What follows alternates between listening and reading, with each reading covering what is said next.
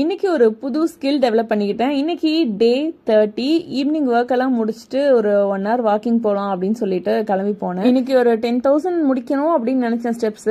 But 9,000 complete பண்ணியிருந்தோம். Okay, happy. அதுக்கப்புறம் வந்து பூ மார்க்கெட் போயிருந்தோம். அங்கே ரொம்ப ரேட் கம்மியாக இருந்துச்சுங்க. கிட்டத்தட்ட ஒரு பேக்கெட் ஃபுல்லாகவே 50 ரூபாய்க்கு தான் கொடுத்தாங்க. எனக்கு வந்து பூ கட்டுறதுனா ரொம்ப பிடிக்கும். சின்ன வயசுலேருந்தே பூ கட்டுறதுனா எனக்கு கொடுத்துட்டாங்கன்னா நான் ஒரு ஓரமாக உட்காந்து பூ கட்டிகிட்டே இருப்பேன். எனக்கு ரொம்ப பிடிச்ச ஒரு வேலை அது. ஸோ ஆனால் என்ன அப்படின்னா இப்போ டைம் இல்லை எனக்கு பெருசாக பூ கட்டுறதுக்கு. ஸோ அதனால ரொம்ப ரேராக இந்த மாதிரி வாங்கி எனக்கு கட்டணும்னு தோணுச்சுன்னா ஒரு 1 hour தனியாக உட்காந்து கட்டிட்டு அதுக்கப்புறமா டவுன் ஹால் போயிருந்தோம். எனக்கு இந்த இடம் ரொம்ப பிடிக்குங்க. நீங்கள் டவுன் ஹால் இந்த குடும்பஸ்தன் படத்தில் கூட காட்டியிருப்பாங்க. அது பார்க்கவே ரொம்ப அழகாக இருக்கும் அந்த மார்க்கெட்டே.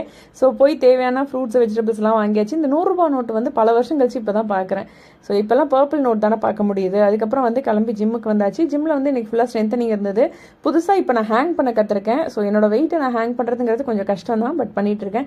நானே வாயை கட்டி வயிற்ற கட்டி டயட்ல இருந்து உடம்பு குறைக்கலாம் அப்படின்னு பார்த்துட்டு இருக்கும்போது அப்படி இந்த பக்கம் வந்தீங்கன்னா புதுசாக டெய்லி ரெசிபி செஞ்சுட்டு வந்து சாப்பிட்றாங்க. இன்னைக்கு முருங்கைக்காயில அல்வா பண்ணி சாப்பிட்டுட்டு இருக்காங்க. என்னத்த சொல்ல. அப்புறம் என்ன, எப்பயும் போல பார்த்துட்டு கிளம்பியாச்சு. வேற ஒன்றும் இல்லை. நாளைக்கு மறுபடியும் மீட் பண்ணுறேன். மறக்காம ஐடி ஃபாலோ பண்ணிக்கோங்க. ஓகே, பாய்.